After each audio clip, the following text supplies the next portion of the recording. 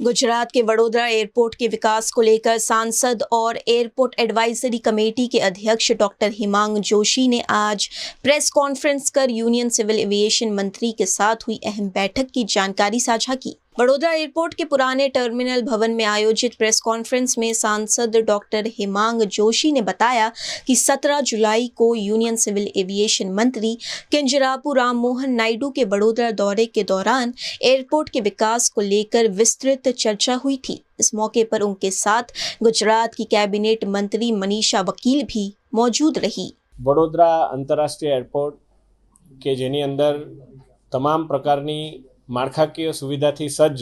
આ એરપોર્ટ છે કે જેમાં ઇમિગ્રેશન, કસ્ટમ, કાર્ગો તમામ ફેસિલિટીની માળખાકીય સુવિધાઓ આપણી પાસે ઉત્પન્ન હતી। ગત અઠવાડિયે માનનીય કેન્દ્રીય મંત્રી શ્રી રામ મોહન નાયડુજી જ્યારે આવ્યા ત્યારે આપણા ઔદ્યોગિક જે સંગઠન છે FGI અને અમારી એરપોર્ટ એડવાઇઝરી કમિટી સાથે મળી અમારા એરપોર્ટ ડાયરેક્ટરશ્રી અને તમામ ચૂંટાયેલા પ્રતિનિધિશ્રીઓ અમારા મંત્રીશ્રી અને તમામે અમે ચર્ચા કરી કે કઈ પ્રકારે વડોદરા એરપોર્ટને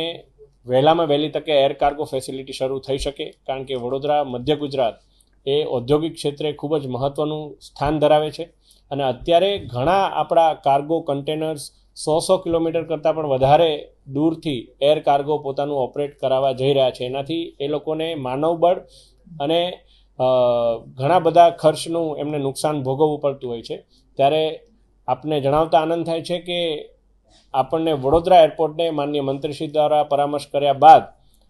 એર કાર્ગો ઓપરેશનની મંજૂરી મળી ગઈ છે અને ટૂંક સમયમાં આવતા મહિનાની અંદર જ આપણે અહીંયાથી એર કાર્ગો સુવિધા શરૂ કરવામાં આવશે। એક બીજો પણ વિષય માનનીય મંત્રીશ્રી સાથે અમારે જ્યારે ચર્ચા થઈ ત્યારે ધ્યાનમાં આવ્યો છે કે આંતરરાષ્ટ્રીય ફ્લાઇટ વડોદરાને વહેલામાં વહેલી તકે મળે અને વડોદરાથી જ આપણા તમામ નાગરિકો એ આંતરરાષ્ટ્રીય ઉડાન ભરી શકે એ માટે જે નિર્ણય છે એ એરલાઇન પોતે કરતી હોય છે। એમાં સરકારનો કોઈ કંટ્રોલ નથી હોતો, કારણ કે કન્ઝ્યુમર બિહેવિયરના કારણે એ લોકો નિર્ણય લેતા હોય છે।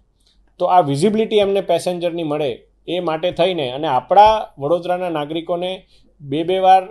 ઇમિગ્રેશન ના કરવું પડે, સાથે સાથે આટલું દૂર 100 કિલોમીટર કરતાં વધારે દૂર જઈને એમને આંતરરાષ્ટ્રીય ફ્લાઇટ માટે જવું ના પડે એ માટે થઈને હબ એન્ડ સ્પોક મોડલથી વડોદરાથી જ તેઓ આંતરરાષ્ટ્રીય ફ્લાઇટ ભરી શકે। એટલે અહીંથી કનેક્ટિંગ ફ્લાઇટ દિલ્હી, અહેમદાબાદ કે મુંબઈ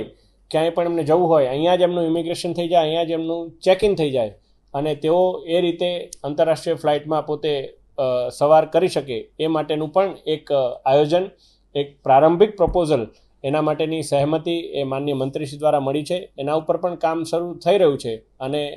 2 થી 3 મહિનાની અંદર એ સુવિધા પણ આપણે ત્યાં શરૂ થાય એ માટેની અમારી તૈયારી છે। એવું કહી શકાય કે વડોદરા એરપોર્ટ પર ઇન્ટરનેશનલ ફ્લાઇટ ઉતરે અને અહીંથી ટેક ઓફ પણ થાય એ માટે આપણે 5 પગલાં આગળ વધ્યા છે। વચલો રસ્તો જ આપણે એ માટે કાઢ્યો છે કે વહેલામાં વહેલી તકે આપણને આ આંતરરાષ્ટ્રીય ફ્લાઇટનો ટેગ મળે, પરંતુ આની અંદર સરકારનો કોઈ નિયંત્રણ ના હોવાના કારણે હું આપને કોઈ પ્રકારનો ખોટો વાયદો ના આપી શકું, પરંતુ એટલું આપણા માટે સરળતા થઈ જશે કે આપણા જે મુસાફરો છે એમને આંતરરાષ્ટ્રીય ફ્લાઇટ પકડવા માટે દૂર સુધી નહીં જવું પડે।